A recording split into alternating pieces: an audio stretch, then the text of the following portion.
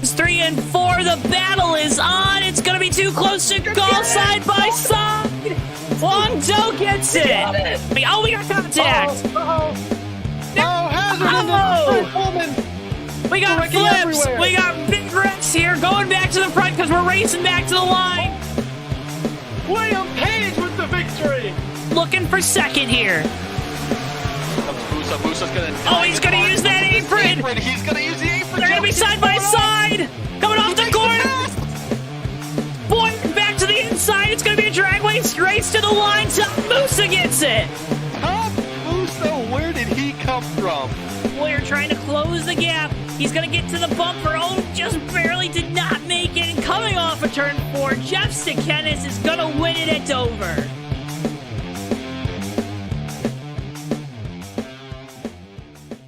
Before I wrap things up here in this segment, your thoughts on the type of race we're going to see tonight?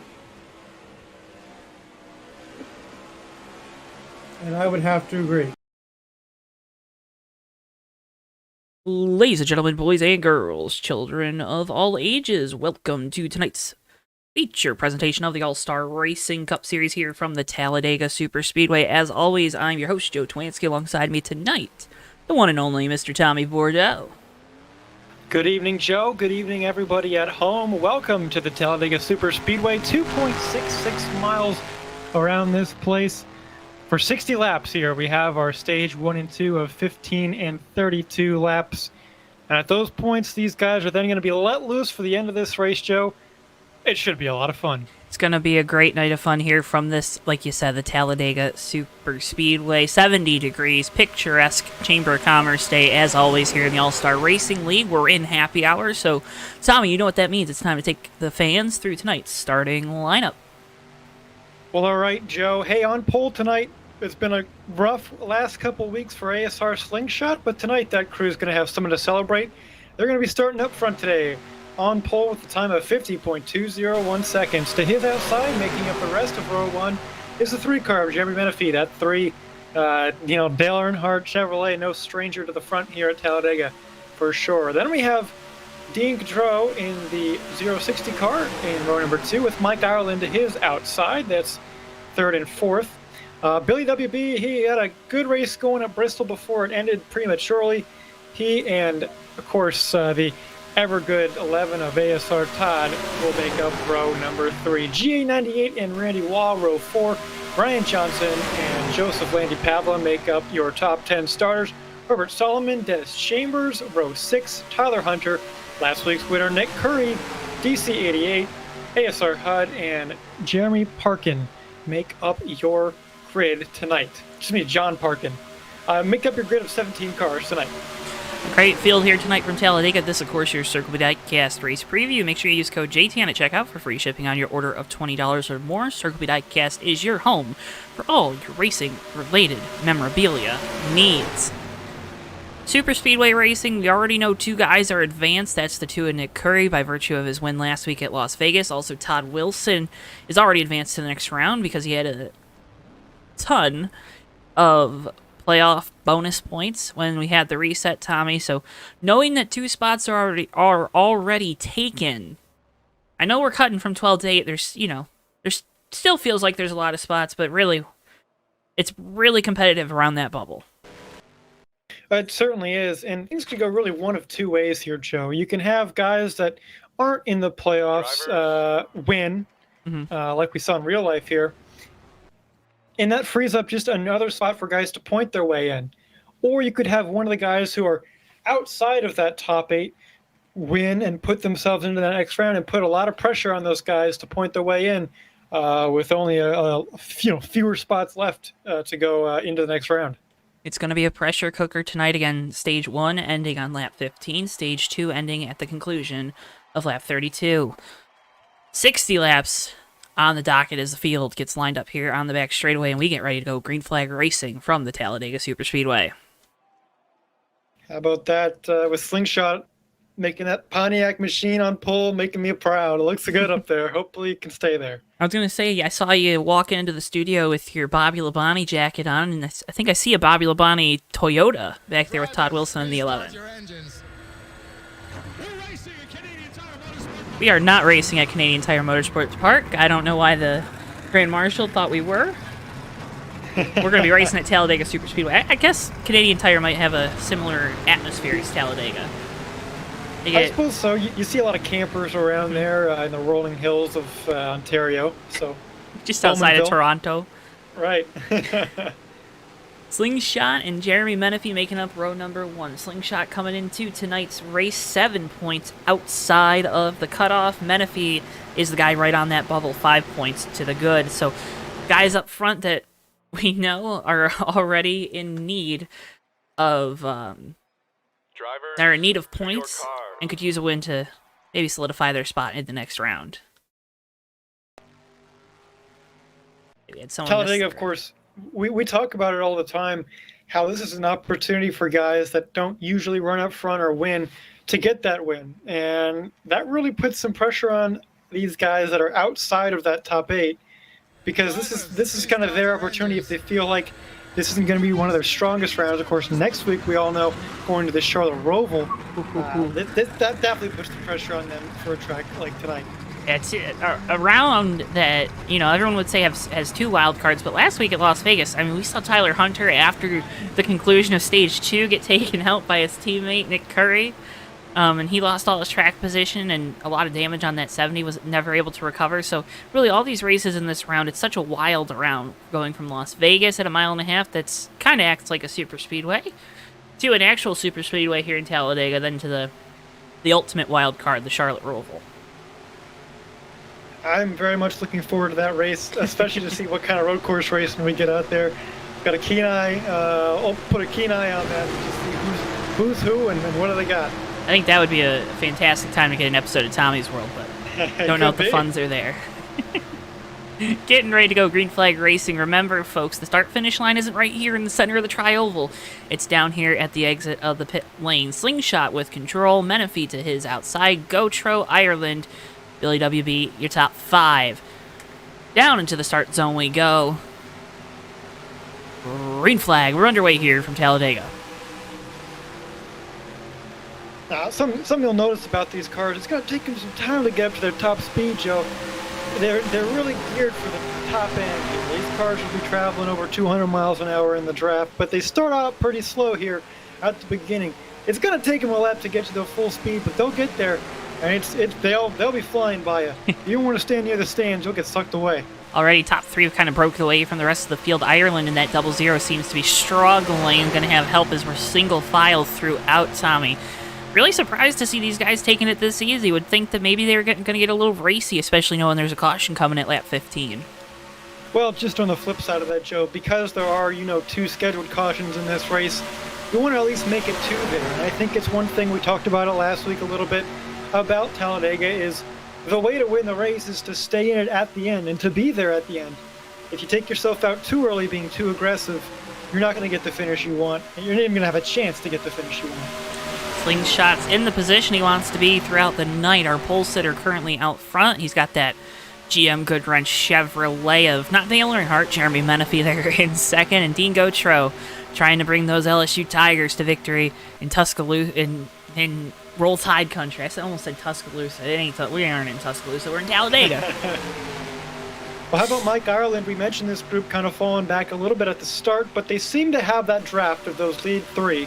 And along with them is going to carry, I think, 1 more car with them. There's kind of 2 packs now, it seems like. Ireland looking to the outside. Gotro goes up to block. Wilson going to go to the inside of the 00. Going to be inside of him. They're side by side for 4th. Now side by side for 3rd. 2 deep. Wilson up into 3rd. Gotro and Ireland falling back on the outside. Yeah, we'll have to see how this outside lane develops throughout the race. Didn't have the people for it this time, and that is a big factor on what line gets better. We'll have to see. Here we go. Side by side here. Up for the lead there. Leading the way is Wilson on the high side. Has help from that 21 of Randy Wass. Slingshot starting to fade up there, thinking about blocking that outside line. Thinks better of it. Stays on the bottom in front of Menifee as we enter the tri-oval. Well, this is a good sign for good racing for you fans at home. That outside line, they're about even on a number of cars, and they're able to hang with that inside line just fine. In fact, Joe, that time by just a 2/100th of a second gap between Todd Wilson and our pole sitter Slingshot there for the lead lap. And I think on this back straightaway, we could see some lead changes here. Gonna be a big move there from the 12 Slingshot, trying to side draft. Big crash at the back, though. Putt around, up and over. Tyler Hunter involved. Parkin, DC88. Big crash here down the back straightaway in that second pack. And the tough times for Tyler Hunter and ASR HUD continue. What happened here? Like Solomon to the outside of HUD. Can't tell from that angle if one comes down or one goes up into the other. Solomon Tyler Hunter's just minding his own business. There comes the 048. 88. Helicopter cam. Just those guys got to get involved at the end, just wrong place at the right time.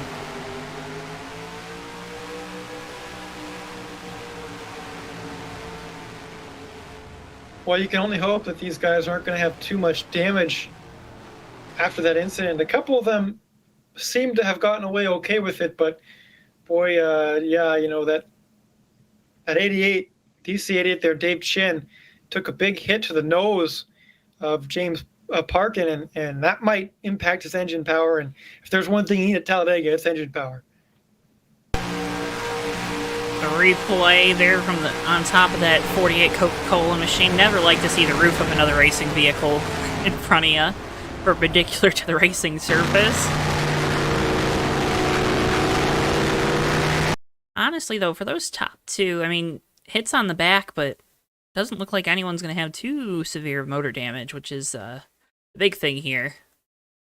Yeah, if it's on the back of your car, I think it'll be okay. But yeah, I just can't really afford any hits up front. I want to give a shout out to Talladega Master. It seems like every time we go there, the USL in Victory Lane, at least close to it, Darren Ingram. His advice: go fast and make moves no one else dares to, then win. It's just that easy, folks. Got a game crash, so we'll be right back here on JTN. And back here. Apologies for that. Never know why that happens. Gotta love it when Tommy spills his ribs on the camera controls. Yeah, sorry, the sauce got all over the place. My bad. Always some good barbecue down south. Well, you talked about Ingram in the chat, and Darren, thank you so much for watching here tonight.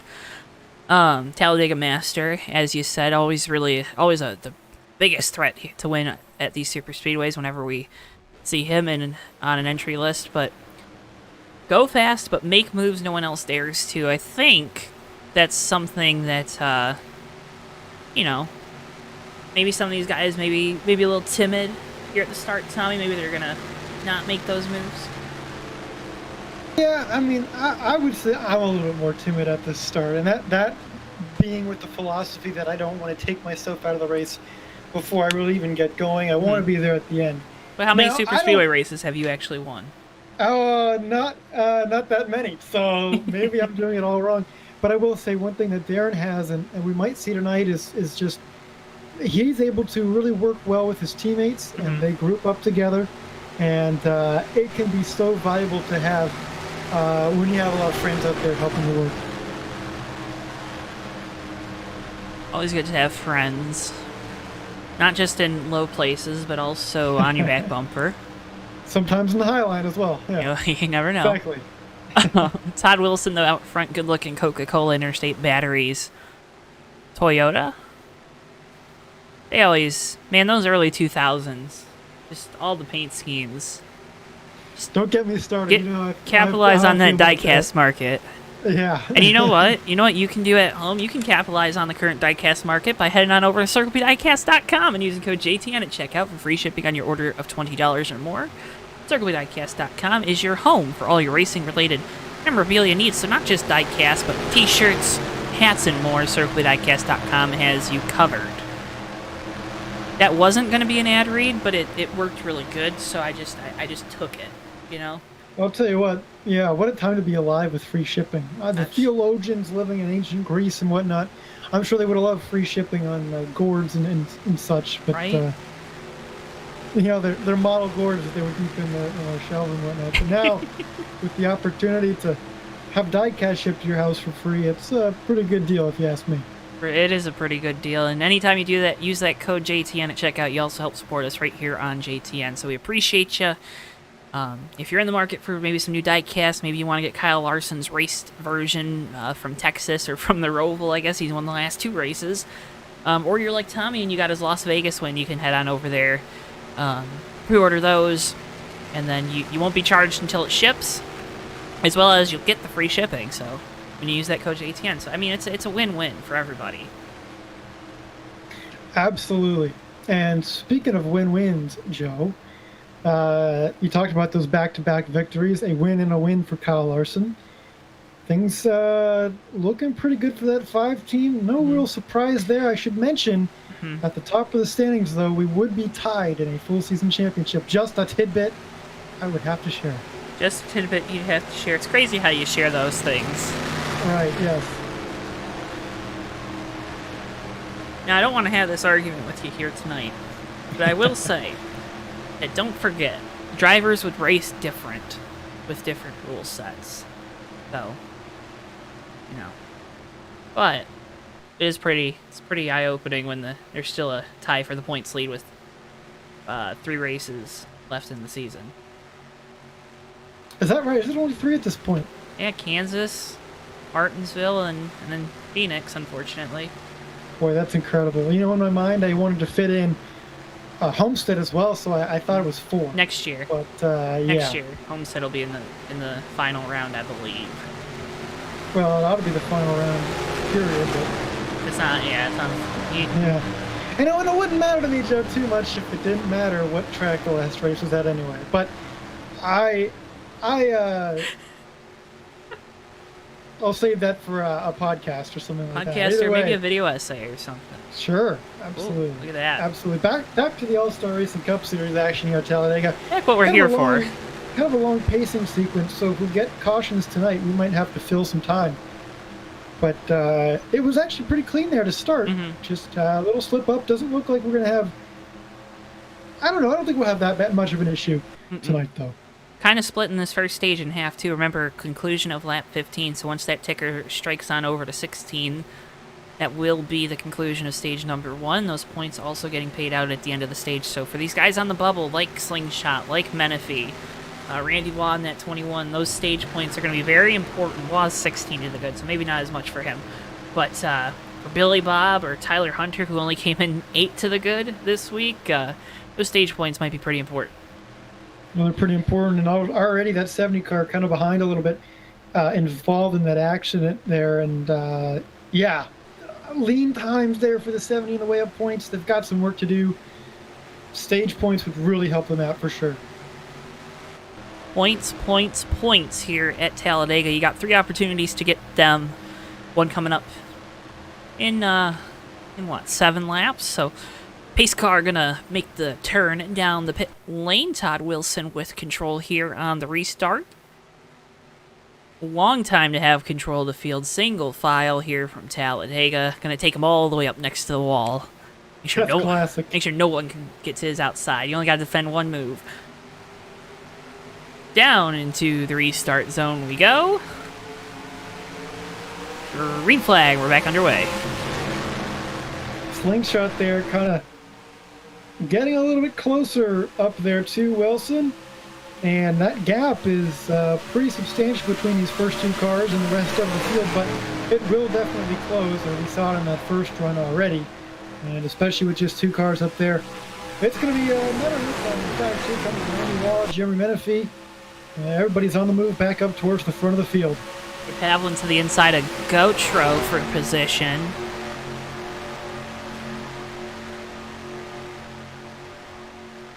Let me hear your best Go Tigers, Tommy. Go Tigers. You knew what I wanted, but you didn't do it. No, I don't know what you need your Ed Orgeron Go Tigers. Go Tigers. Oh, I don't know, sure. It's like, he's not the coach there anymore. Slingshot to the outside, trying to get a slingshot going. Looks like he's going to start falling back. We're single file on the bottom. Freight train in that 12. Nothing doing yet, but this is a very, I mean, that was just the first lap of this run.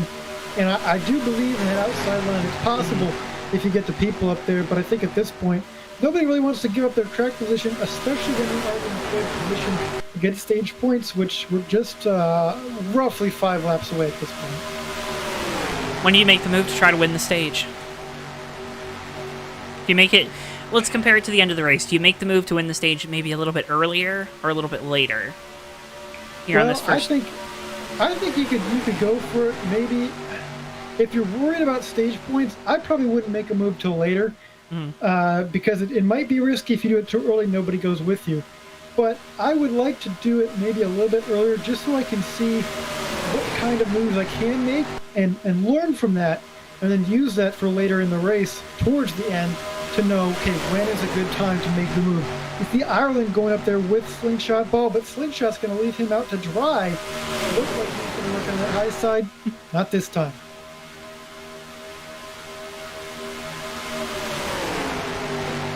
They're just working right now, Tommy. They're just working. They're working these wheels. They're sawing on them through the corners.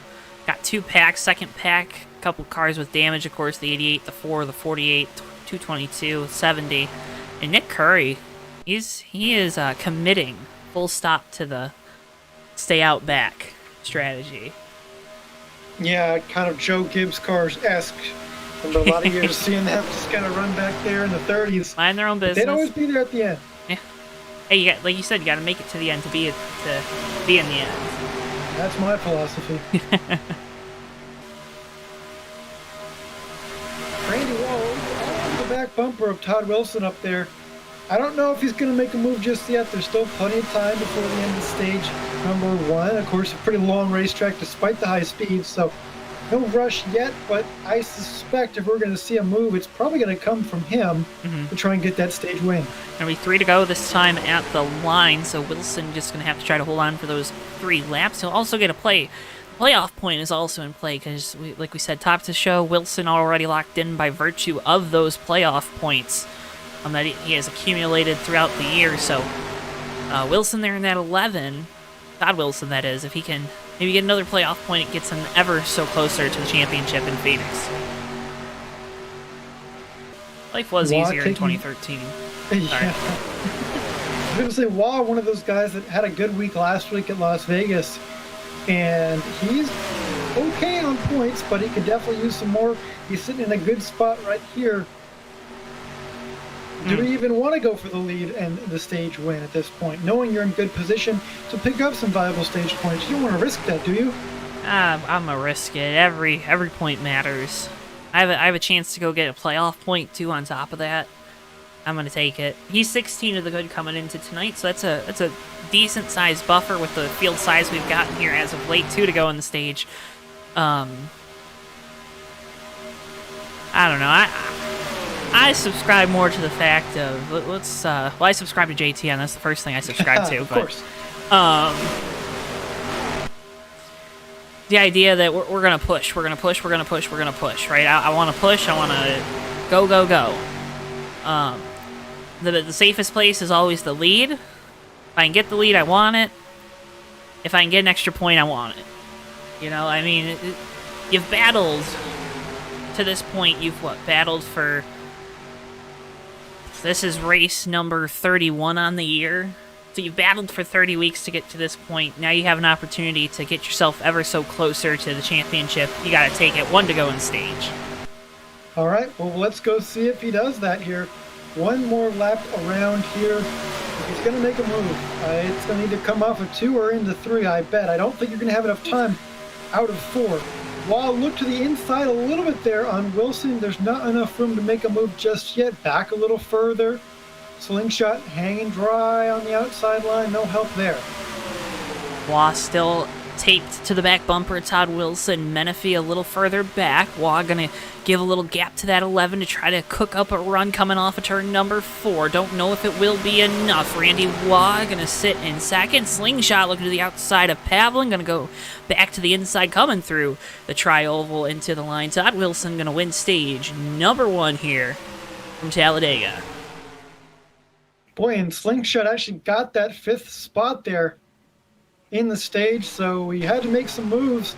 He was about the only one to try much of anything, Joe, and he may have lost a couple spots from where he started, but still a top 5 in stage 1 is a much-needed good start for that 12 team. Much needed good start for that 12 team. We'll talk with our stage 1 winner here, Todd Wilson, once we come around to the caution. I think we'll have enough time to talk with him before they get to pit road. Maybe. Oh, we'll have plenty of time. Big old track here. Big old track. Plus, we can be in his ear while he's pitting. He doesn't need to have a good pit stop, right? Well, he's locked in, so at this point, anything could go. You could get the crew chief out there changing tires. You get the team owner washing the windshield. Save or some the money grill. this week, right? Yeah.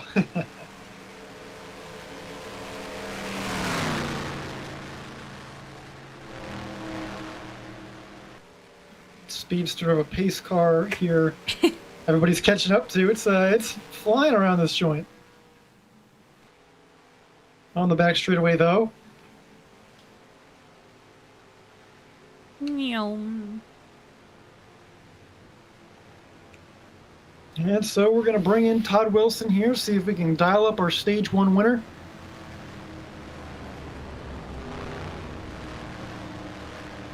Well, he's no stranger to getting these stage winner interviews. It's another one for the 11 team and Todd Wilson. Todd, congratulations on another stage 1 victory. How does that feel for you? Although you're already locked into the next round, I'm sure it feels pretty good at this point to get some momentum. Right. Yeah. Well, after last week and the abysmal run we had at Vegas, this feels like a little redemption here. So I'm very happy. Well, you said it there. Vegas was disastrous for you and the 11 team, but starting off good here at Talladega. What do you guys got to do to try to seal the deal here for the rest of this one? Just got to avoid the big one. That's the biggest deal. And up front seems to be the safest place right now. So trying to get the Polar Bear Interstate Batteries car some airtime too. So this place is so much fun. It's just a crapshoot, so stay tuned. There's plenty more excitement to come. There's a lot of excitement to come. A good-looking race car, like you said. We'll keep some Coca-Colas chilled down there in Victory Lane just in case you pull it in there, Todd. Congratulations on stage 1 win. Good luck with the rest of the race. Yep, thanks, guys. Todd Wilson, your stage 1 winner here from Talladega. That is a gorgeous car and good sponsor plug from Todd. He's no stranger to that. I'm sure Interstate Batteries and Coca-Cola really happy with that. They might not be too happy with that pit stop. Looks like they're changing of the guard up front. Looks like Slingshot gas only on that 12 or maybe 2 tires. But definitely had a quicker pit stop than the rest of these guys. Randy Waugh with a good stop as well. Ryan Johnson now going to make his way up into 3rd. So first time we've seen this 59 up inside the top 5 tonight. Todd Wilson and Billy WB there in 5th. Yeah, just 2 left sides there on that 12 machine of Slingshot. So a little bit of strategy. Again, Talladega, not a place where tires really matter all that much. So a little bit of strategy moves right there to get that 12 car back up towards the front of the field. Also made a mistake. Looks like Pavlin was the first off the pit road, unless he missed his box. But I do believe he was in front of Nicholas Curry. Now he's behind him. So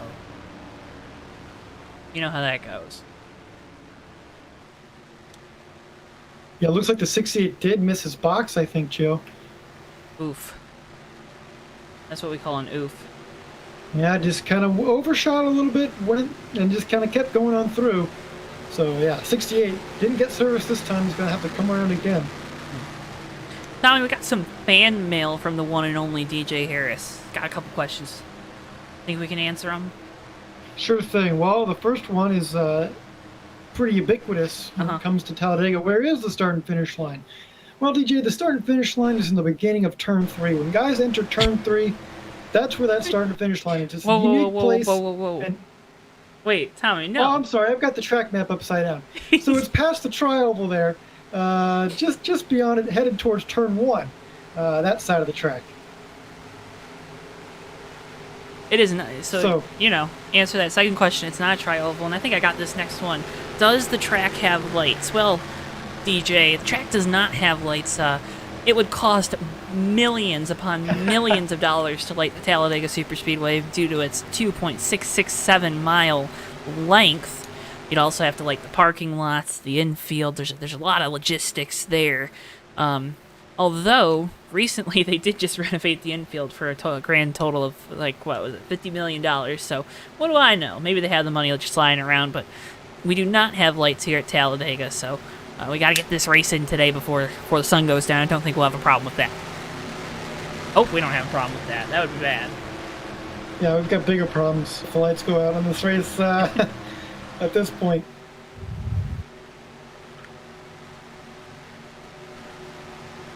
Pace car lights are still on. Tommy, did you see that NASCAR 21 gameplay? I did. I watched a little bit of it from some various gamers that had early access to it, including one of my favorites, WinVout 8820. Mm-hmm. Yeah. You're a big WinVow guy. Huge WinVow guy. Mike Cozy Jr. That's a real one. You don't see people like that too often. He's a real one. Great content there on YouTube. Doesn't do any broadcasting of races like we do, so go ahead and check it out. They're not a competitor. So. Do we have many competitors?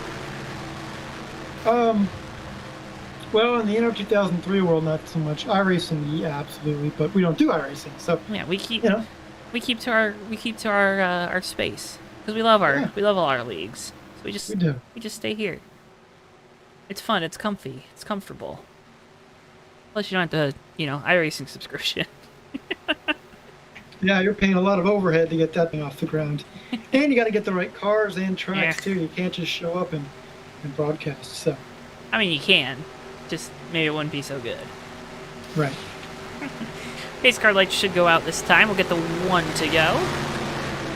Go back green, coming to lap 21. It'll be about 12 laps for stage number 2 of green flag if we go flag to flag. If we go green flag to green checkered flag. You like the green checkered flag? No, I do not. I know you don't, but I know you don't like stages, but do you like the green checkered flag? I think it's kind of cool. It's okay, but it's what it stands for that soils it for me. I think so. I know you probably still wouldn't be okay with them, but if we just kept running green with stages, you'd like them, right? A little bit more? Like just a little bit more?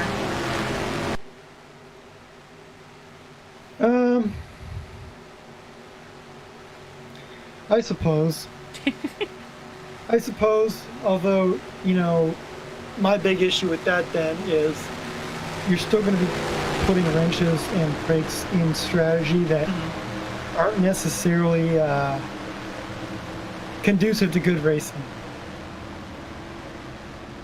I don't think just because you are emphasizing that this arbitrary point in the race is worth more points, that you're automatically going to get a better product throughout it, because you're going to have a lot of people going after that on different pitch cycles, and there's risk there because then you're going to get some caution that, and I get it. The unpredictability is a cool thing, but I really don't think it adds anything at that point anyway. I think it does.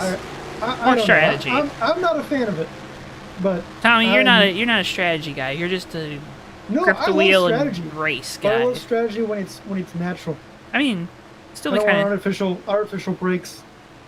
wouldn't be an artificial. Even if it's still going green, I don't like it. Well, we're going green here. Slingshot out front, Randy Waugh, Ryan Johnson, Todd Wilson, your top 4. Because I can't see. Oh, Jeremy Menifee in 5th. There we go. Got them all. Slingshot with control as he had it at the start of the race. Now single file behind him. Down into the restart zone we go, and green flag. We're back underway here from Talladega, Alabama. Joe, have you won at Talladega before? You have won at Talladega before. Yes, you have. I made some people angry winning at Talladega. Well, was never allowed to celebrate that win. Your Talladega victory puts you in the Final Four. It did. Many years ago, and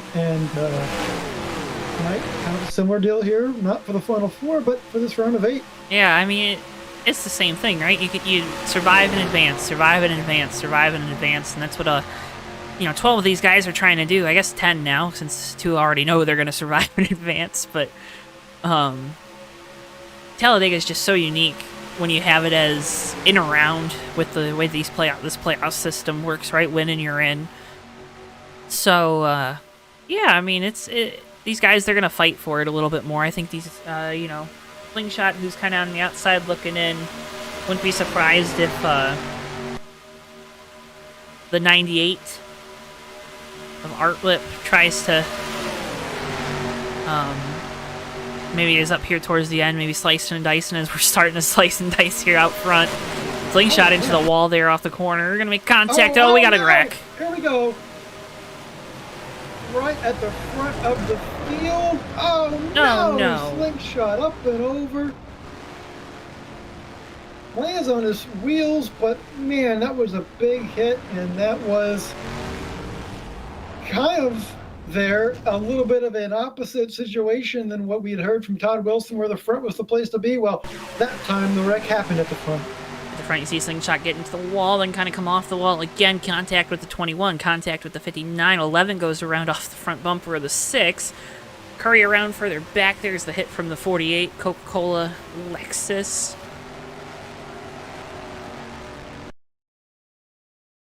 Disaster struck Tommy. Just caught a glimpse at the end of that replay there of that 11 of Wilson. Looks like his rear end is actually torn up pretty good. Don't laugh, I'm talking about the race car. I flew here to Talladega after taking a controls exam, so. But, Speaking of control, how about all that smoke on the back straightaway? It's actually kind of a miracle that it wasn't a bigger wreck than it was. It was a pretty big wreck, but it could have been even worse. There was a lot of smoke everywhere all along that back straightaway. Yeah, I don't think Todd Wilson ended up avoiding that big one, did he? He didn't, and that was what he was looking to do, and unfortunately not going to happen tonight. Of course, no jeopardy really for him already being advanced to the next round, but I'm sure he would have liked a better finish, especially after how rough last week was and nearly missing out on a victory at Bristol just a few weeks ago as well.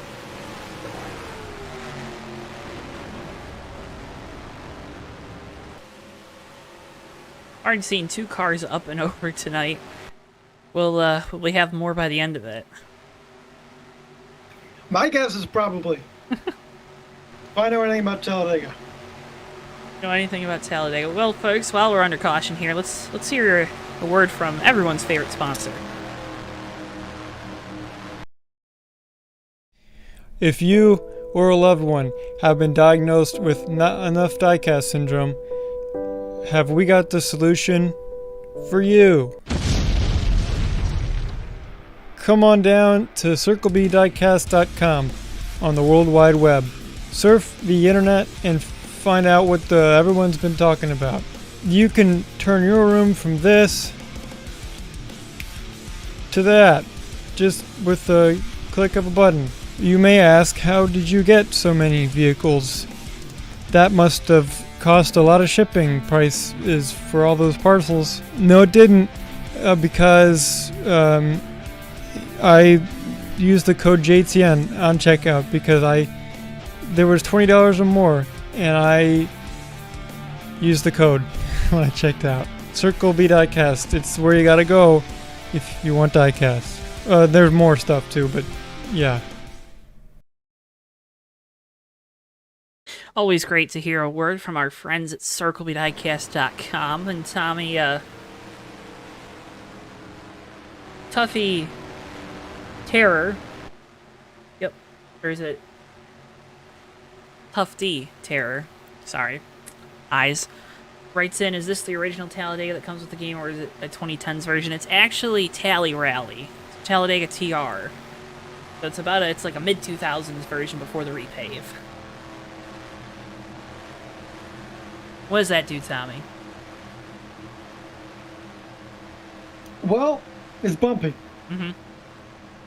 It's slick. It's worn out.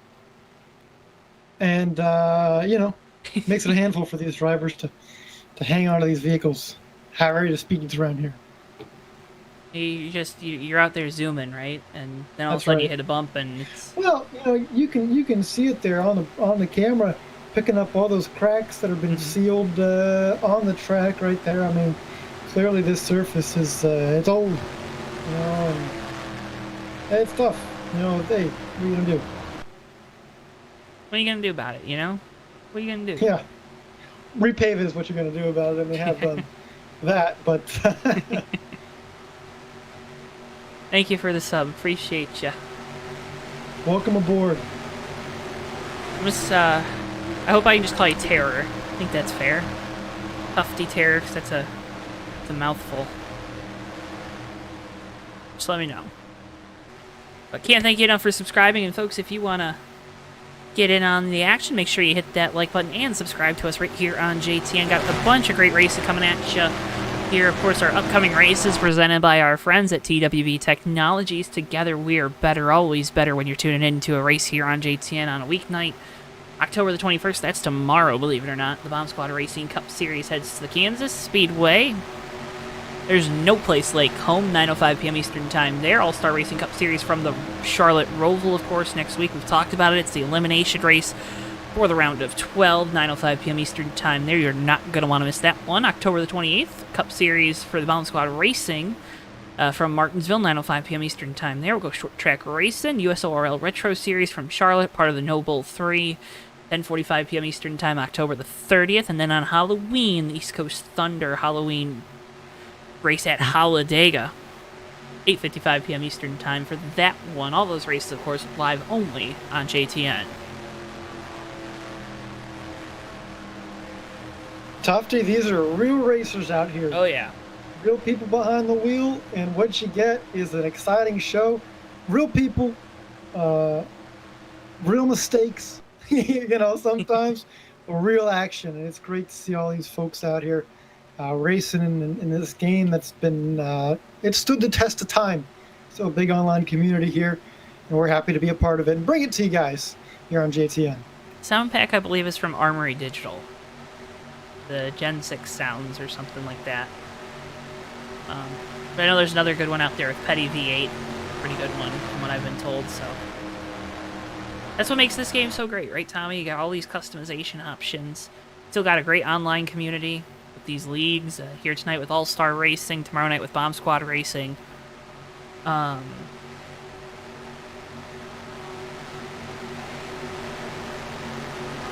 It's great. It's just great. Our first retirement, not so great here from Mike Ireland. Oh.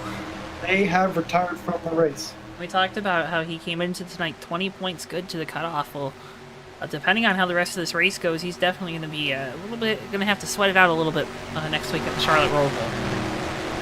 Yeah, he's going to have to bring it. And he's had some good finishes of late when it mattered. Late in the race, getting himself into that top 5, top 3 even.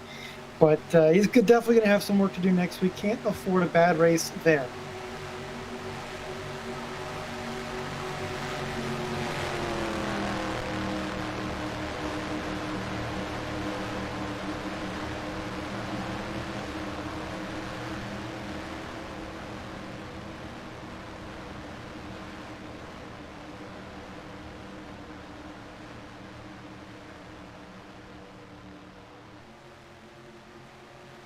Getting ready to go back green flag racing, coming to lap 27 of 60.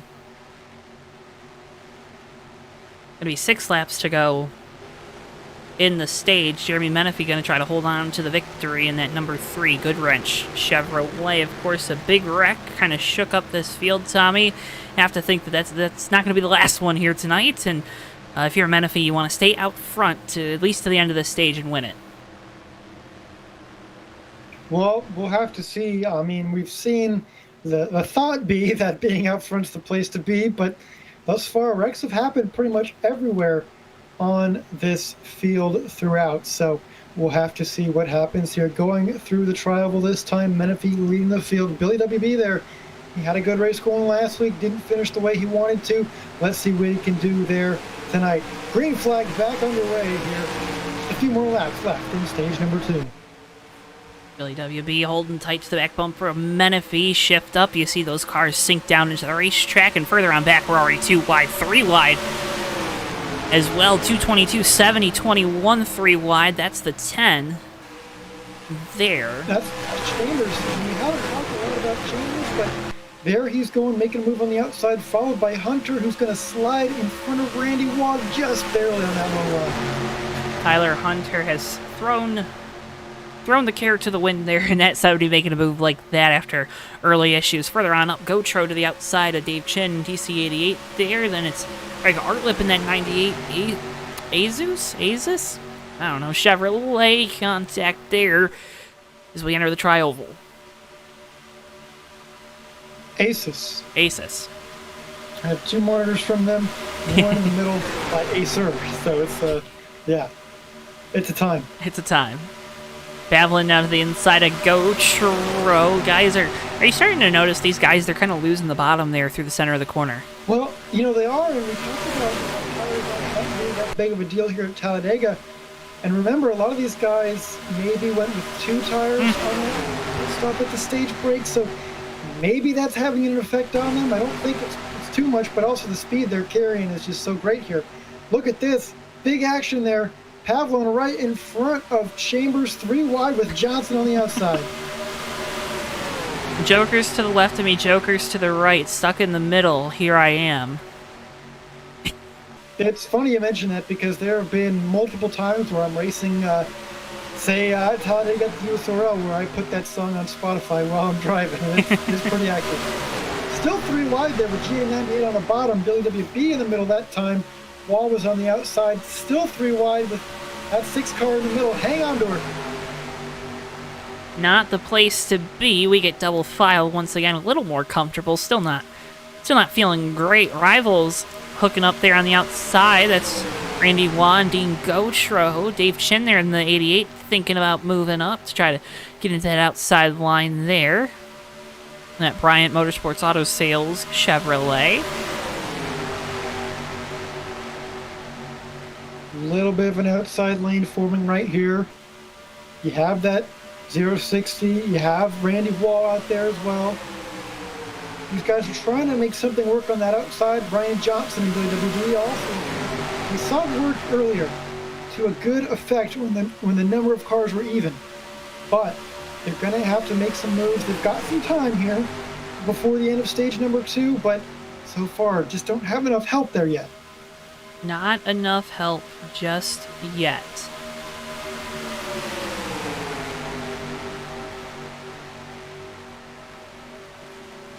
So this time by the start and finish line, 2 laps to go in the stage. Pit road closed. As we're selling in for another exciting stage finish here with probably the biggest lead pack that we've seen all night at this point in the run. You're right on that one. In the raciest pack we've seen here tonight, we were really single file coming to the end of the first stage. No one able to make a move, distinguish themselves from the others. Right now, it's the 2 out front, Jeremy Menifee, Dave Chin, but then it's Greg Artlip and Dean Gotro side by side for third. We've also hit the halfway mark on this 60-lap race here tonight, so after that end of stage number 2, we're going to be past halfway in this thing, and the intensity's really going to pick up there because everybody knows that there might not be a next caution, another chance to get yourself with the field. You want to go for the glory and get up front while you can. It's a great treat to win here at Talladega. You know that you earned the victory here, and I know that sounds crazy to say because it has that reputation of, right, anyone, any car, any driver, any team can win at Talladega, but you have to earn it as a driver here more than other tracks. You have to be aware of your surroundings more than any other track, and right now, the guy that's really aware of his surroundings is Jeremy Menifee in that 3 because he's starting to see a guy come to his outside as we're, about a half a lap to go in the stage. Yeah, Dean Gotro out there, he's leading that high line, and they're actually pulling ahead maybe just a little bit above Menifee here, with Randy Waugh and Ryan Johnson really working well together. Got some good help on the outside, more cars on the bottom, 5-4 in the lanes. Those top 2, though, a little separated there on the bottom from the rest of their help coming through the tri-oval. Start-finish line down further. It's going to be a photo finish for stage number 2. Give it to Dean Gotro, stage number 2 winner. How about that finish? really impressive. And again, that high line is certainly here, and you just saw full well the evidence that it is a viable option to win this race in, and I think everybody's going to take note of that. Great racing there towards the end of stage number 2. I can only imagine what the finish is going to be like, Joe. We'll let the driver of this 060, we'll let him make his pit stop, then we'll kind of bring him up here in the booth since we got a bunch of time. But GoTro in that LSU number 060 Ford Fusion. Again, a guy that's not in the playoffs, Tommy, so he takes that playoff point from our competitors, namely Jeremy Menifee, who came into tonight on the bubble, only 5 points to the good. So takes that playoff point away, takes that extra stage point away from the driver of that 3. And interesting to see that racing so hard for the end of the stage. Yeah, and he only got that stage victory by 1/100th of a second. The margin's really thin right there. We could absolutely see a race finish like that too, maybe even closer. Remember, folks, drivers with the yellow outline on their number and the ticker, they are part of the playoffs. Only 2 to advance to the next round so far, as we're in race number 2, are Todd Wilson in the 11 and the 2 of Nicholas Curry. Curry by virtue of victory, Wilson on points. So field catching up here, Tommy, and we're going to have pit stops. This isn't the money stop per se, but it definitely will help set you up for this final stage. Yeah, we saw a lot of guys come and go through pit stops with different strategies, taking 2 tires, taking 4. And the difference that it makes, I think at this point, Joe, you really have to play, maybe do what you did on the first stop. Say you change your left sides, maybe now you just change your right sides. You're going to get that track position, but also you're going to change at least your oldest tires on the car. Maybe give yourself just a little bit more grip, a little bit more leeway for making moves later in the run. But we'll have to wait and see. Ultimately, it's up to these crew chiefs to decide what they want to do with these cars. Yeah, I'm putting 4 tires on it here. If I lose a couple positions, I want the 4 tires because of what you said right there. I want grip. I want to be able to attack the end of this race. And then I'm only taking 2, or I might not take any tires on that final pit stop, depending on when we make it, if it's under green, if it's under caution. Decisions down on pit road. Everyone coming down, save for the 4, the 048, and the 12. Decisions, garage look like precision collision. Oh man, Menifee there. Collision on pit road. Gutro overshot his stall a little bit. Almost got into Menifee there. Had to back it up into it, and here comes Waugh and Johnson out of pit road before anybody else. So GoTro going to lose 3 spots on the pit lane. Scratch that, only 2. Like 88 speeding on the pit lane. Tommy, why don't we try to dial up our stage 2 winner? Sure thing, and bring him in now. One of our drivers in this race who's not in the playoffs, but nonetheless out here racing tonight, and so far very well. Congratulations, Dean, for the win in stage number 2. Thank you. Well, let's talk about this racing, because stage number 1 was a little more tame than the end of stage number 2. How confident did you feel with that 21 pushing you that you were going to be able to get to the lead and win that stage? Well, I got a really good car. I just need to keep it clean. It's clean so far. I have a lot of confidence in the 21 pushing, and I know I'm fast out front. So as long as I got clean air on the nose, this LSU Ford is like super quick. Just trying to use patience, not interrupt any of these guys' championships, but I'm out here to win, and I'm going to do everything I can to make it win using pit strategies and patience. And hopefully I'll be in position at the end. And so far we got a really good car. So hopefully my team, my pit crew did a great job. Hey, they're doing a great job. You're doing a great job out there, Dean. I got an off-the-wall question for you, though. Who's the next head football coach at LSU? My speculation is going to be Urban Meyer. Oh. Well, dang. So I don't like that one. I think that's going to be our next coach. I wish I could predict the future. That's who I'd like to see. Well, hey, nonetheless, those Tigers, they've been looking a little better on the gridiron the last couple weeks. But you're looking the best out of all of them, winning stage number 2. Great looking race car as always, Dean. Congratulations on that stage 2 victory, and good luck throughout the rest of this one. Thank you very much. Go Tigers. Go Tigers. Dean Gautreaux. 060 stage 2 winner. Tommy, he named the one coach that I despise, and I couldn't tell him that. Well, hey, that whole situation in LSU and also with the Jaguars and Urban Meyer, maybe after the Jacksonville victory in London this past weekend, Maybe he'll change his tune. Perhaps not the end of the Meyer days just yet there in Jacksonville, but we'll find out. They have yet to win in the United States, so we'll have to see.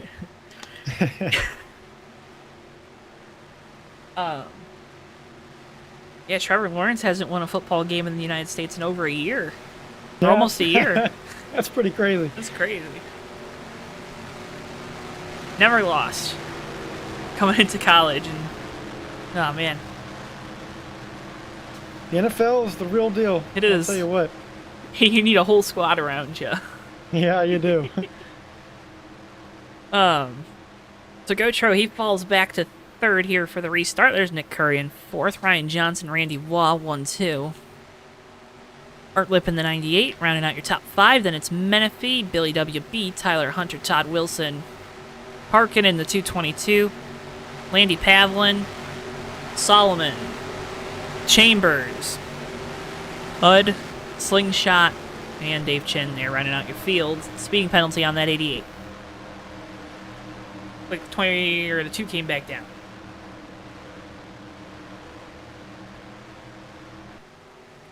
Tommy, you're a big ARCA fan, and the folks in chat are saying this is like ARCA, but better. I love ARCA. Well, Can't I get much don't better blame than them ARCA, for saying right? it's... What's that? Can't get much better than ARCA, so that's a huge compliment. It really can't. ARCA is wonderful. It's a great series. It's going through some tough times right now, and I understand, and that's okay, but it'll be all right. I appreciate folks talking about ARCA at least. That's irrelevant. Race car lights are off. We'll go back green flag racing next time by. Going to be lap 39 of 60, I do believe. Don't think that ticker's rolled over just yet. Am I right? Am I wrong, Tommy? Well, we're going to be going back green on 38, so you're Get one extra off. lap of green flag. Yeah, That's good. we like that. We do. It's going to be interesting to see how this race plays out. So we got a playoff driver in first, then 2 non-playoff guys, then run out your top 5, 2 more playoff guys. So, again, it's these playoffs. They're tricky. You got to fight and battle your way through them. A bunch of different stories throughout this round of 12 already, and we're only really halfway through the round, right? We got the one race under our belt last week from Las Vegas. Now about just over halfway here from Talladega. So, man, Tommy, the second half of this round is going to be crazy. It really is here. I mean, just about as crazy as you can get with these combinations of tracks that we're about to go to. I might be tempted to take out that Tommy's World vehicle and give it a ride there at the Charlotte Roval for next week because, man, I like the Roval, and it's going to be a fun race to watch. And I'd love to get the fans a different perspective before we head out there for the race on next Wednesday night. Race car going to make the hard left turn down the pit lane. It's not really that hard here at Talladega. It's more of a gradual transition, like you're getting on and off the expressway. Randy Waugh, though, going to have control here. Roll Tide, roll out front. I bet you there's a lot of happy campers here in the grandstands. As Waugh with control, Ryan Johnson, Gautreaux, your top 3 here for the restart. Coming at you, lap 38 of 60. Green flag, we're back underway. Yeah, I'm weird. I like ARCA, but I understand it has a lot of problems. Don't worry about it. Joe got me an ARCA shirt for my birthday. I did. When I tell you that's like one of the thoughts and gifts ever. I mean, I know that seems really weird to everybody else, but I'm a big fan. Billy WB to the inside of Jeremy Menifee for position. Menifee on the outside, Billy on the bottom. Going to be helped to the 6th, it looks like more immediately. Gautreaux looking to the outside of Ryan Johnson for 2nd. No help for that 060 car just yet.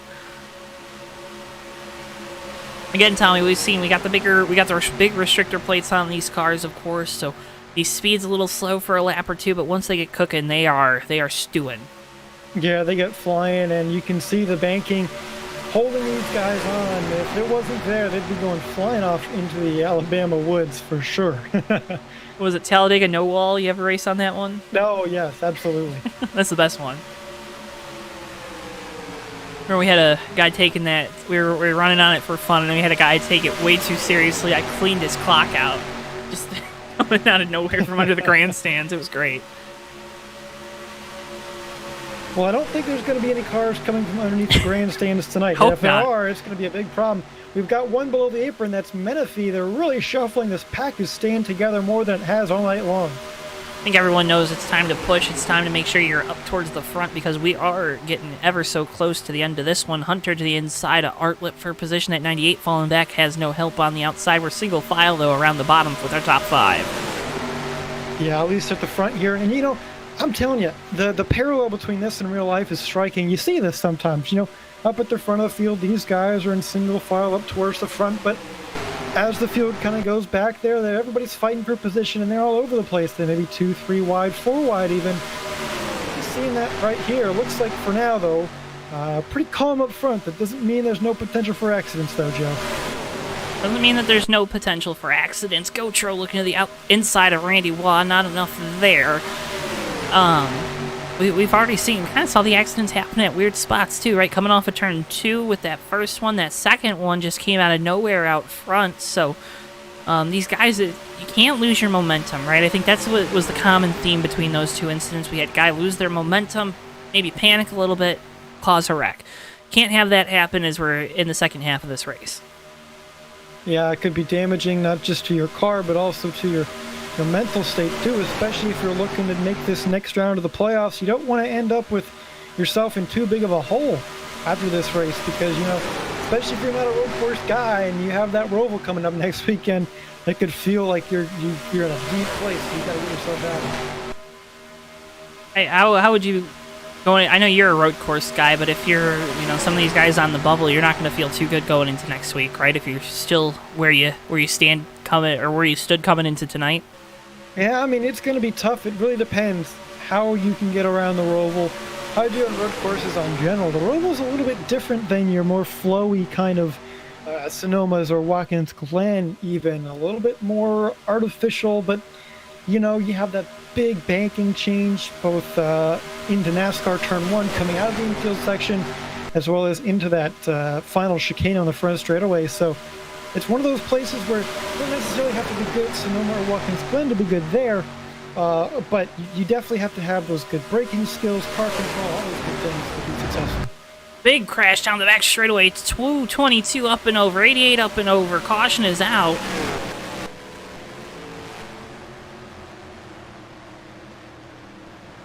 I couldn't find the words, Tommy. I couldn't find the words. Boy, I was following the leaders, and it all happened behind us in that big pack that was, we talked about, 3, 4 wide at times. Wasn't even that. Oh. Looks like Barkin has some issues. Maybe a game crash, goes right to the outside, takes out the 88 and 98, 2 playoff contenders. Don't know what happened there. It's almost like a tire went down. That's what it looks a lot like to me. Something like that, maybe a wheel became disconnected or something. It was just a vicious, hard turn to the right that involved multiple cars. And like we said, Joe, we weren't done having cars on their roofs. This does, though, put us in the fuel window, I do believe, to make it to the end of this race, so I wouldn't be surprised to see everyone coming down the pit lane.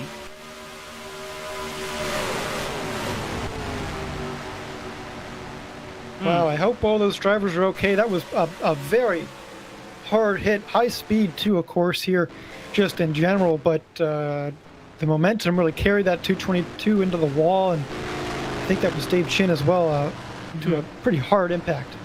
Some tough hits there. Up and over on your roof is never where you want to be at a super speedway, and unfortunately for two guys, they're parking in the 222 and the 88 of Dave Chin. They were in that exact situation. It's like the 222 has retired. Don't see him out on track anymore. No, he is out of the race, and that's only 2 retirements, though, so far, despite the couple accidents we've had, and the presence of Talladega being what it is this track that eats up cars and has the big ones. We've had a couple big incidents, but only 2 retirements thus far. A lot of cars still in this, Joe. A lot of cars still in this, and most of them coming down the pit road. Menifee going to stay out. Slingshot a lap down has to stay out.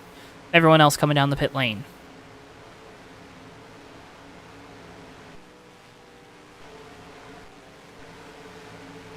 I think Menifee, you'd have to think the 3 comes down pit road next time by. Or maybe at the end of this caution cycle to make sure he's topped off on fuel. I would think so, unless he knows something we don't. In which case, very, very likely. Ryan Johnson going to win the race off pit road. Tyler Hunter, Nick Curry, Dean Gotro, Randy Waugh, Billy W.B., Todd Wilson, or Solomon, Joseph Landy Pavlin. I mean, the 4 of HUD there. Here he goes in that gnarly looking Mustang. Make myself laugh, That's what you gotta do in this business, in this job. Absolutely. Make yourself laugh. How many mistakes do you think we make on a broadcast? You had to guess. Well, you got to start with defining mistakes. If it's the wrong name, I know I do it all the time. Mispronunciations, I do all the time. So I'm good for quite a few if we're counting those. I don't think we've had any of those certified like Vince Welch moments, though. No, I don't think so. Yeah, no, I think we're. I'm sure we could find them if we went looking, but Talladega Dirt Derby or anything like that. What was it? Last week or the week before, I tried to do that Gateway Ross Chastain call. The wheel is perfect and still. Still and perfect, yeah. Yeah, I did that. Go find that if you're folks at home. There's your little scavenger hunt for the week. Got a bunch of great content right here on the JTN YouTube. You can listen to this week's episode of the Fake Racers podcast with myself, Davey Hazard, and Matthew Steelman. Talked about the recap from Texas as well as some of the things in silly season. Really wasn't a lot this week. I don't think we really had any big major breaking announcements besides the charter deal falling through between 2311 and Front Row. We also talked about the AMR safety team coming back next couple of years, which is always a good sign, a good thing to see. And then previewed this weekend's Cup Series race and Xfinity Series race from Kansas. So go check that out. Once we're done with tonight's broadcast, you can find it right here on the JTN YouTube with a video version where you see all of our smiling faces, or you can also head on over to your favorite podcast platform. Mine is Spotify. Search the Fake Racers podcast and come right up for you, or go to anchor.fm/JTN. Where it'll give you links for all of those major podcast platforms. I got it. I did it. It's available wherever good podcasts are. Exactly. Only the good ones, though. That's right. Because we're a good one. We're a good one. We only, that's where we are. You got to keep yourself in like company, as the saying goes. Maybe. Is that a saying? Maybe. I believe it is. Kind of. Working this caution here, Ryan Johnson out front. Tommy. Now we're good to go on fuel, I think. Is it time to just push it? As much as I've been holding off all race long, I think this is the point. You got to go for it here. You're going to push it real good? These laps are well, good enough. You don't want to get involved in anything, you don't want to shake your car up like a salt and pepper shaker and have yourself all over the track. But, certainly you want to start pushing the issue a little bit more. You're getting to the end of this thing. Laps are going to go away on you pretty quickly here if you're not too careful, and you've got to pay attention to it. Remember, we're going to be going green here with, about 15 to go. I think maybe 14. So there's going to be, it's a long track. The times around here are still long despite the speeds, but time is winding down, and it's going to be crunch time here sooner than later. What do you like to have during crunch time? What's your favorite crunchy snack? Well, let me think about a crunchy snack. Tell us your favorite crunchy snack in the chat, too. I am a big soft kind of guy as far as food goes, because I'm an old person. So I don't know if I like crunchy things necessarily. But you don't like potato chips or... Well, I had some potato chips earlier, so I guess those are pretty good. But I like pretzels too. Pretzels are good. Pretzels are good. If you ever, I don't know if they sell them nationwide, but Better Made. I've never heard of that. Oh, it's a Detroit staple. I figured you would have heard of it, but I guess not. I haven't. But I'm sure you can get them at other, but like butter braided pretzels, so good. So good. It sounds unhealthy, but very good. Hey, you just make sure you only eat a serving, and you're good. Yeah, there you go. Serving's like So 12 little rods, but hey, you know, maybe I'll eat like 2 or 3 servings. It's okay. Or 5. Or the whole bag. Right. Getting ready to go back green flag racing at the line this time again. Ryan Johnson, Tyler Hunter, Nick Curry. 70 and 2 are teammates, so would hazard to think that those two will be working together. Got a couple SEC teammates there in the 060 and 21. Right behind them, round out your top 5. You're a big Demon Deacons Wake Forest fan, right, Tommy? Yes, sir. Absolutely. How's that? Hold it down Yeah. in the ACC this year. Hey, best team, right? Highest ranked team. So far. Somehow. Oh, contact on pacing, Randy Waugh. Oh no. Got into Dean Gautreau a little bit there. Gotro. Gautreau a little bit there, yeah. Wow. Doesn't look like any serious There's a damage or replay. anything. Ugh, just turned him. It's a weird moment. Good thing that we still have ride height, you know, or else the splitter would be absolutely Yes. tore off that 60 car. No more front downforce for you. Ryan Johnson with control here on the restart. Tyler Hunter, Nick Curry, your top 3. Fans are on their feet here from Talladega. Down into the restart zone we go.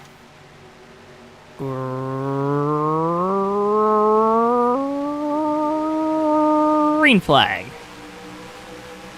Indeed, 14 laps to go here at Talladega, so we're in that final stage of this race. The final stage of this race, really. Heading towards the end here. And how about Tyler Hunter, of course, in second place there with Nick Curry. Those guys have been in the back pretty much all night long. Here they are at the front, doing exactly what I said you should do. We'll see if it pays off. If it pays off, don't. Tommy won't let us forget that he had the right strategy call for the night. Tyler Hunter, Nick Curry, they're lined up. They got Gautreau there in third. He's all over the back bumper of that too. Watching our top 4 is kind of single file throughout the rest of the field right now after the race starts. So once we get side by side, we'll try to catch more of the action further on back. But Ryan Johnson right now out front and looking good in that Buffalo Wild Wings 59. Remember, not in the playoffs, but he's already won in the playoffs without being a playoff driver before. Of course, a couple weeks ago here when we started following the All-Star Racing Cup Series playoff action at Darlington. So no stranger to victory lane. And one of the guys that he beat that night is that 70 Tyler Hunter. Felt like driver 70 felt like that race kind of slipped through his hands late in the going, so I'm sure he'd like to get one back here on this 59. Absolutely. Well, he's going to have his opportunity, at least so far it looks like. But, boy, just kind of going to bide that time, getting later into this race. Single file pretty much throughout this lead pack here. That's going to change, I think, pretty soon, once we get within 10 laps or so to the finish.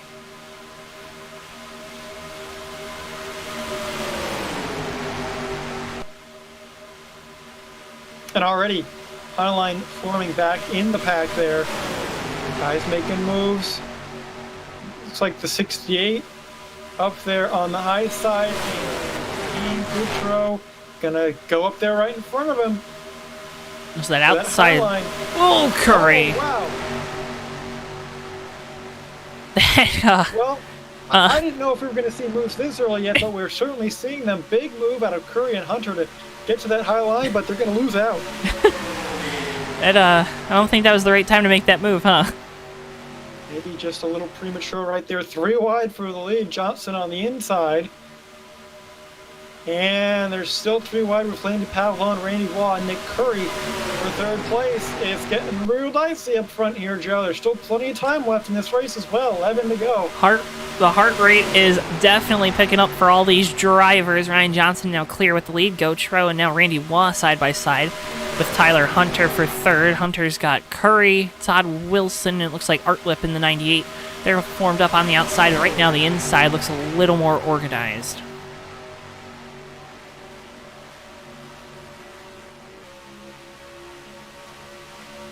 This time at the line, it'll be 10 laps to go, and for a lot of these drivers, it means it's time to hit that go button, maybe that they haven't hit throughout the night. Gautreaux there in 2nd, still trying to find a way around Ryan Johnson for the lead. Wants to probably take that 21 with them. They go to the outside, 10 to go.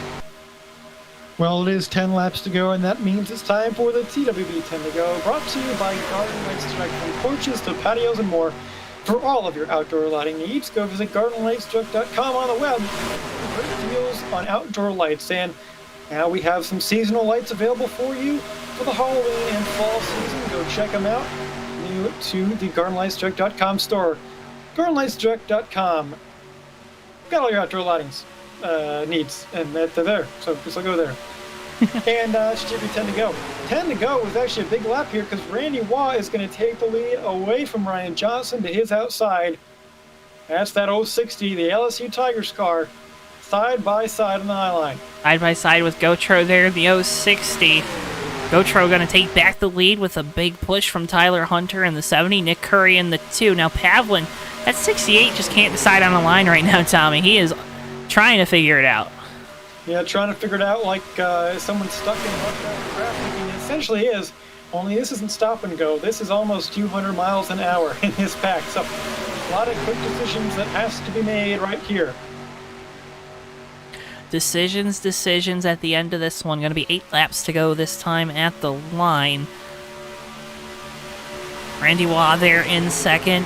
Crimson colored at number 21. Trying to get the tide rolling past that LSU 060 at Gautreaux. Then you got Ryan Johnson, Tyler Hunter, and Landy Pavlin making up your top 5. Johnson looking to the outside of the 21. He's going to get stuck in the middle. Oh boy, he really tried to make that move, but it just wasn't there. He wasn't clear on Hunter, so he's going to have to be stuck in that middle lane. Oh, he's not man, clear. He got really close. He's really not clear. Pavlin goes to the outside now. If that 68 wants to get up there, he can. I would if I was him. He does, so he gets in front of the 70 of Tyler Hunter. That outside Hunter into the wall a little bit is really starting to get a little hectic. Yeah, that outside lane is actually using about a lane and a half higher. And we've seen what that groove has done earlier in the race when we saw, of course, the finish to stage 2 and even stage 1. So it's getting really interesting to see what these guys are doing. They're changing that strategy up a little bit on where they're running. I don't know if it's working out so far. I think that lane you want to be in is kind of just above that bottom groove. Pavlin stuck in the middle once again. Hunter to his outside. Ryan Johnson on the bottom. Pavlin now clear of the 70. He moves up. Like you said, that outside lane, they got to start trying to move down. You want to get a little closer to these guys, maybe hug them a little bit, make it so they can't open up the wheel on the corner exit as much as they'd like, because those, as this run goes on, these cars are going to start getting tighter and tighter. Yeah, well, that's your big benefit there with the outside line is off the corner, getting all that momentum there wound up throughout the corner. You might lose a little bit there, but you're going to have such a faster straightaway. Hunter with a big move to the inside lane, leaving Curry out there. And at this point, it's dog-eat-dog out there. Everyone's going for what they can. 6 laps to go. We talked about working with your teammates. Well, Curry, big move to the inside of Pavlin. I don't think that 68 was quite ready for that move. They make it work, though. Dave Chin in that 88 with some damage. They go on by him. He stays to the outside in that 88. But now we're single file again, Tommy, as Ryan Johnson trying to find a way around Jeremy Menifee for 3rd.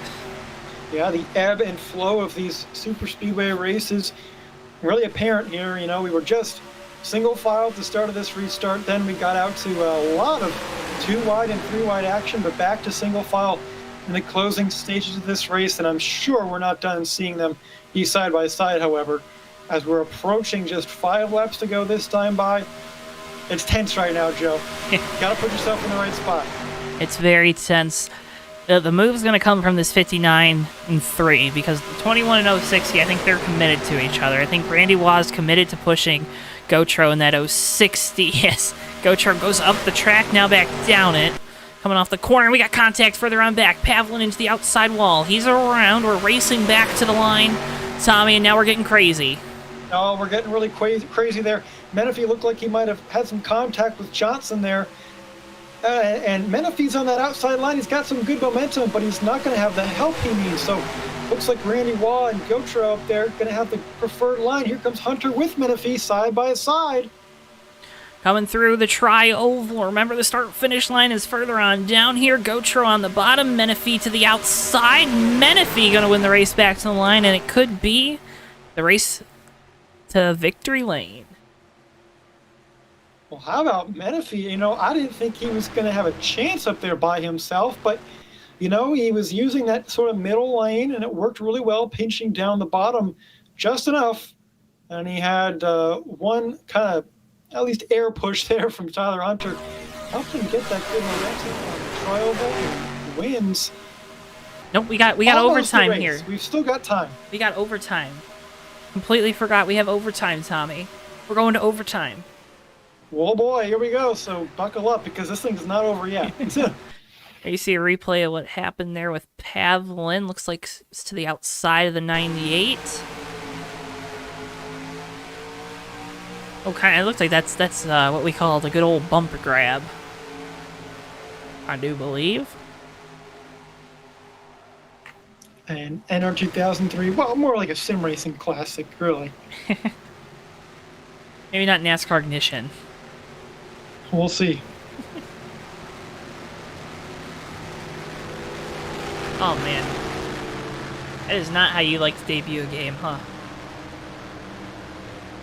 Yeah, not really. That was not the way to do it. Although we're talking about it, Hey, so all press is good press, right? that's right. Bristol does not agree. He says we should always just get good press. Never have negative things, so no cursing for you, Tommy. No cursing. That's fine. I don't think I could afford another diecast right now anyway. Well, folks, if you're in the market for some diecast, as we're getting ready for overtime here, you can head on over to CircleBdiecast.com. Use code JTN at checkout for free shipping on your order of $20 or more. Circle B Diecast is your home for all your racing-related memorabilia needs. Again, CircleBdiecast.com, JTN at checkout, free shipping on your order of $20 or more. You also help support us here on JTN. But, of course, as always, the best way to help support us right here on JTN is to make sure you hit the like button on the video. That's the number one. Number two is to make sure you're subscribed. We always appreciate you. When you're subscribed to us right here on the JTN YouTube, then you stay up to date. You don't miss a single live stream. You don't miss a single broadcast. Another way you can help support us, of course, is to go over to our Facebook at JoeTowNetwork, our Twitter at JoeTowNetwork. They're linked in the description below as well. We have a JTN merch store. You can check that out, too. Got some driver merch for Davey Hazard, Matthew Steelman. I think we got that Tommy's World shirt up. Go check out Tommy's World, too, after we're done with this one, because those are always a treat. But a bunch of great ways you can help support us. The number one way, though, we really, really appreciate, because it's the best way, it's the cheapest way, because it's free, is to make sure you're subscribed to us right here on YouTube. And Tommy, we like a deal. We like cheap things. It doesn't cost a dime. Not a dime. Not a dime. Not a dime.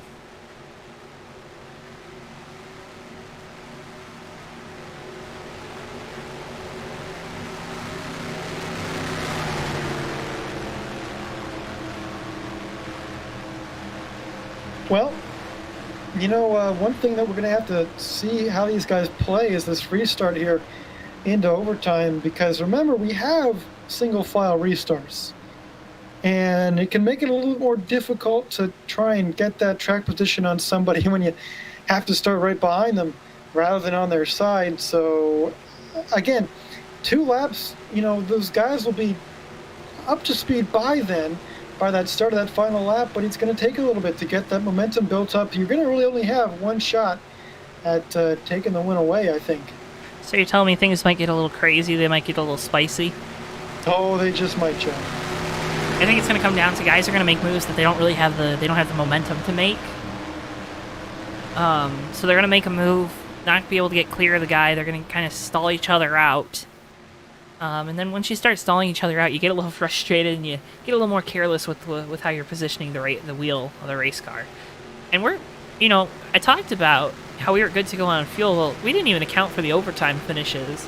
So some of these guys might be a little closer on fuel than a little too close for comfort on the fuel to make it to the end of this one. Yeah, that'll be really interesting to watch because obviously, we thought they were pretty good. And, if we still get overtimes again and again, now you're looking like, okay, well, I got to be clutching here. I got to be saving, and hopefully, we're going to make it to the end. Just adding another layer to it all.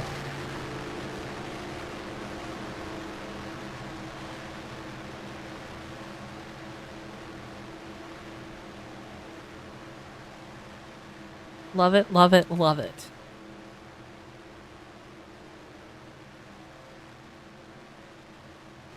It's like these races, it's like peeling back the layers of an onion, You think you have it figured out, and then there's another layer. Then you think you have that figured out, and there's another layer. I don't know how that relates to an onion. I guess onions have layers, but I've heard that phrase used before, so I decided to use it. It did not work, though. 10 out of 10 would not recommend. Also, folks, be a friend, tell a friend, because we're about to have a fantastic finish to this one. They're not going to want to miss it. You don't want to miss it. We appreciate you. We appreciate you. Tuning in here on a Wednesday night. There's basketball. Basketball started up, Tommy, last night and now tonight. NHL's back. MLB's winding down their season. Of course, we're still in football season as well, so a lot of sports, a lot of great options for you out there. Can't thank you enough for tuning in to JTN tonight.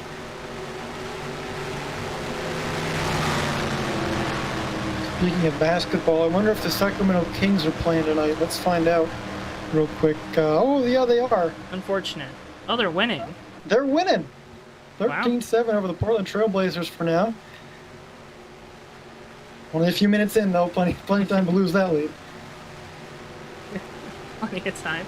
Right now, too, Coastal Carolina and Appalachian State are tied at 27. Wow. Did not see that one coming. No. Those two teams, I like both of those teams, but at this point, I want Coastal Carolina to go ahead and win because, man, I want to be undefeated. And Appalachian State, they've already lost. So Well, you want to be undefeated, or you want them to be undefeated?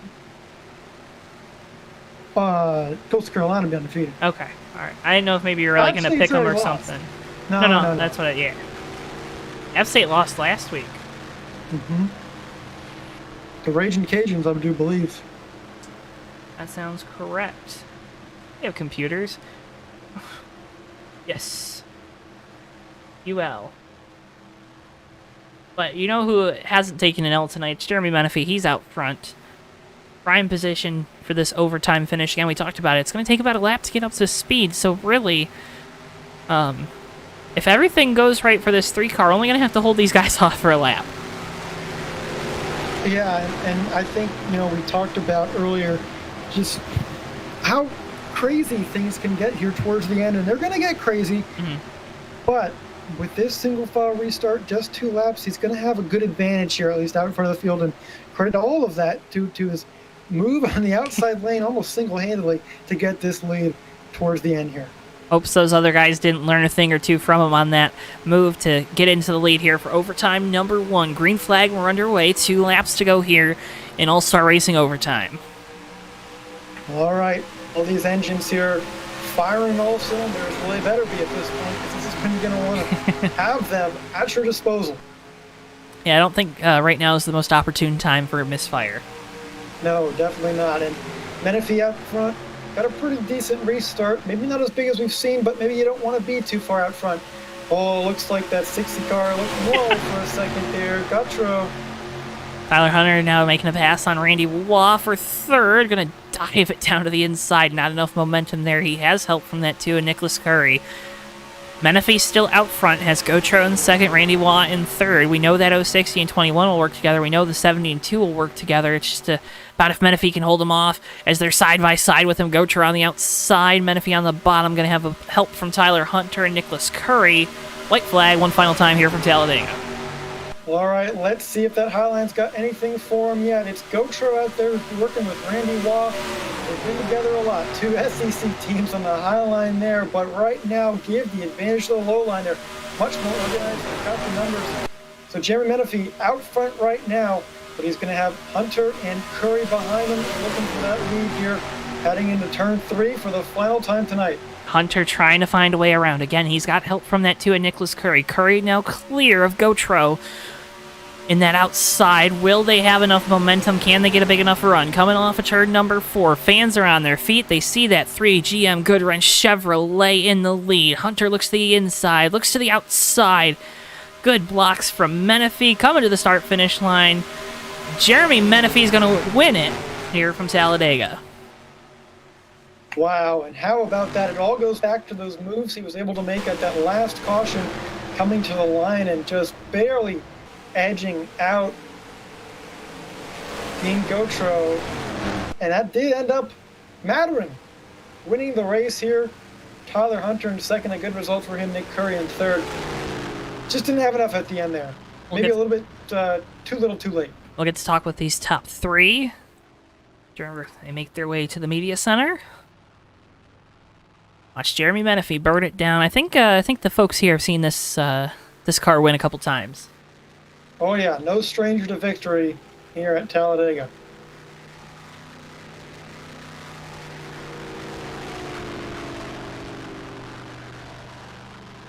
And for Menifee, this obviously locks him into the next round of the playoffs, so doesn't have to worry about the Roval next week. You talked about Tyler Hunter finishing second, kind of got off his schneid of bad luck that he's had the last couple weeks throughout the start of this playoffs, really.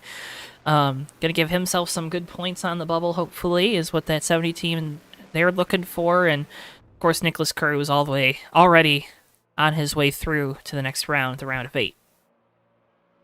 Menifee brings it to the line.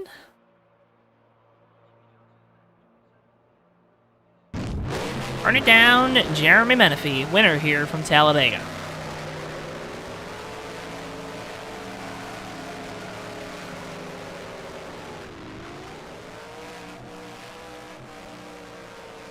They always feel good here. I haven't done too many burnouts at Talladega before. I've done, I don't know. I'm sure I've won at Talladega You don't before, strike me as a Superspeedway, like, multi-time winner. No, absolutely not. I've lucked into a few wins at Daytona here and there, but I really can't even remember. I must have, but man, I can't remember. No, yes, I did. At least once, because I won the season opener at Fast in the Cup Series many years ago at Talladega. I think that might be it. Well, Menifee burns it down. We got a couple guys lined up in the media center. Tommy, why don't you start with these post-race interviews? I'll get the results on the folks' screen. Well, sure thing. And the first one we're going to talk to tonight is this 2-car Nicholas Curry. Nick, it was a good race for you tonight. You weren't really towards the front all that often, but you were there when it mattered at the end, making moves, of course, with that 70 of Tyler Hunter, but just not enough at the end. Did you maybe want to make that move on the high line earlier, or was it just not going to work out this time? At that point, we just took what we could get. Tyler and I both started at the rear of the field by design. We just did what we could to keep our cars out of trouble. Because with Talladega, anything can happen. So we didn't want to be a part of that. So we ended up trying to stick together, keep our cars clean. And that last yellow, where we made our pit stops, we took fuel only, and we were able to gain a bunch of spots to put us in that position. And at that point, I was just telling them, just go where you can, and I'll follow them. So I wanted us to get a good, at least a top 5. So Well, it was a blast. You got that top 5, and you were able to kind of make amends or make up for the incident in last week's race with Tyler. Yep. Talk about though how does it feel knowing that you have a teammate, you have someone that you know is committed to you, and you're committed to them here at these super speedways? Oh, it's helpful for sure. Um, you guys having chemistry, you know where they're going to be, and you're comfortable giving them pushes. You don't have to worry about them getting squirrely on you, and having the opportunity to turn somebody. If they move a little bit. Or slow So down prematurely? yes, yes. So as long as he holds the wheel steady, I'm always down the push. So it was a lot of fun, and he did a good job. So. Well, Nick, we already knew you were on to the round of 8 after the win last week from Las Vegas, but another great run. You're just keeping this momentum up here. Roval next week, so you don't have to worry like a lot of these other guys. You don't have to sweat it out. Congratulations on another great run here. Before we let you go, floor is yours, buddy. Alrighty, thank you guys coming back. It's always good having you. Always enjoy watching the broadcasts after, and you guys do a heck of a job. Thanks to Nelson for managing the race again tonight, and everyone putting this race together. And yeah, so it was a good race. Thank you guys. Hey, Nick, thank you for taking the time to talk with us after this one. Congratulations once again, and good luck next week at the Roval. Yep, thank you. Go Buckeyes. Nicholas Curry, driver of the number 2, and constantly making my night worse. Tommy, I'm gonna go ahead and bring in our second place finisher. Why don't you go see though if our winner's gonna be able to talk with us after this one? Sure thing, Joe. All right, so bringing in Tyler Hunter, second place run. Tyler, we talked before the race, told you good luck, was worried that maybe us saying good luck was maybe bad luck for you, but second place here tonight after being involved in that first incident, that's got to feel pretty good. Yes, it does. I was hoping riding around in the back for the first 2 stages would be a little bit more safe, but at Talladega, nowhere is safe, not even in the pits. So, but yeah, glad to get that second place finish. I appreciate Nick helping me out there. I think Todd was back there as well. Yeah, I mean, you guys were rolling on the outside before we came to that caution that sent us into overtime. I asked Nick the same question. How good does it feel to have a teammate? You know they're committed to you, you're committed to them at these super speedways. Yeah, it's great. We practice together, and it's great having somebody like him and Todd, Billy, guys like that to work with. We just kind of know where we're gonna go and kind of stick to it. So yeah, it's great having people like that. Well, you did a great job here tonight, and also, with second place run, you came into tonight 8 points on the bubble. I have to think that number is going to go up. Can't do. I'm too silly, too stupid to to do the numbers in my head. But talk about what that means to now have a little bit more of a cushion going into the Roval next week. Yeah, it feels good to have that just in case something happens next week. You all know at road courses anything could kind of happen, almost like speedway races. But yeah, it feels good to get that many points running second, and yeah, hopefully we make it to the round of 8 and on. Well, hopefully next week is just another race and not kind of these races that you've had to start the playoffs with something always seeming to go wrong. Thought that maybe tonight was going to be that. It wasn't. Congratulations once again on the second place finish. Tyler, before we let you go, though, floor is yours. Yeah, thank you. Thanks, guys, for putting this on. I want to thank Todd Wilson for the finances for this round. I appreciate it. I want to shout out to my dad who's watching tonight, and my buddy Dan, I believe he was watching as well. So yeah, thank you guys. Tyler, thank you so much for taking the time to talk with us after this one. Congratulations once again on a strong run here from Talladega. Good luck next week at the Roval. Thank you guys. Tyler Hunter, driver of the number 70, your second place finisher here tonight. We now bring in our race winner, driver of the number 3. And Tommy, I think we've seen a number 3 win here at Talladega. So let's ask Jeremy, how good does it feel to get that 3 into victory lane here at Talladega? Felt pretty good. You had an eventful race up and down, were able to kind of make your way through the field. How important was it to you when we came back to that caution that was going to set us up for overtime? How important was it, and why was it important to be in the lead there, crossing the line to set yourself up for overtime? I figured that was probably the best shot at trying to win the race. Fair. Things got a little dicey there towards the end. You trying to hold on. You had those two sets of teammates trying to find their way around you.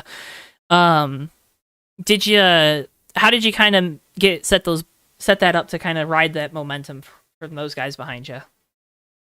I was just trying to hang with Dean and Randy. I was content with finishing third if that's where it was going to happen until that little incident happened. Hey,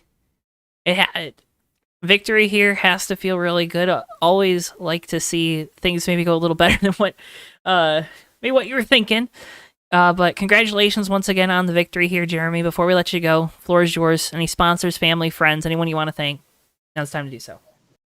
I thank ASR for putting it on and you guys for hosting it and broadcasting it. Hey, and Jeremy, as always, thank you for taking the time to talk with us after this one. Congratulations on the victory, making yourself safe to move on to the next round. Don't have to worry about the Roval next week. That's got to feel good. Congratulations once again. Thank goodness I ain't no good at the road course. Hey, we could hear the sigh of relief after you crossed the finish line with the checkered. I mean, we could hear it all the way up here in the booth. Congratulations on the victory once again. Thanks, Phil.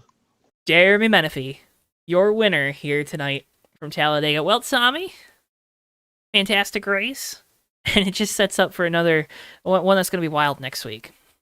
Boy, I am so excited, Joe. I really can't wait to see these guys on the road course. From a broadcasting perspective, I don't know how these guys handle the road courses. Watching the USRL, you kind of have some initial thoughts on who might be good, who may struggle, but it's going to be a foreign territory for both of us tomorrow night. Next week, I should say, not tomorrow night, but boy, it should be a lot of fun nonetheless. And we'll be back live with you tomorrow night with the Bomb Squad Racing Cup Series from Kansas. It'll be myself and Ricky Collette up here in the booth, so you're not going to want to miss that one. Kansas, a little bit different than Talladega, but going to be fun nonetheless. But guys, can't thank you enough for tuning in here tonight. Really appreciate you. Make sure if you haven't already, hit that like button and subscribe. Always appreciate those. Love seeing those numbers go up. Makes us feel good, right? And we can't thank you guys enough for your support. With all that being said, though, for Bristol, our producer, for Tommy Bordeaux, I've been Joe Twansky. Have a fantastic rest of your evening. We'll see you guys next time live right here on JTN. So long for now, folks. Yeah, and they're going to be 3 wide coming to the checkered. Never mind, they're going to be... Oh, Maverick over wide! Who did that? Turn 4 into the tri-oval. Whitehill is through the grass. It's going to be Noah Joyce winning his first career race in the Red Bull Cup Series. All right, and they're wrecking behind them. We got cars flying everywhere. Cars upside down, but it doesn't matter. Noah Joyce has done it. He's won at Daytona in the 3 car. Musa's gonna. Oh, he's gonna use that apron! He's gonna use the apron! They're gonna be side by side! Coming off the corner! Boy, back to the inside! It's gonna be a drag race to the line! Musa gets it!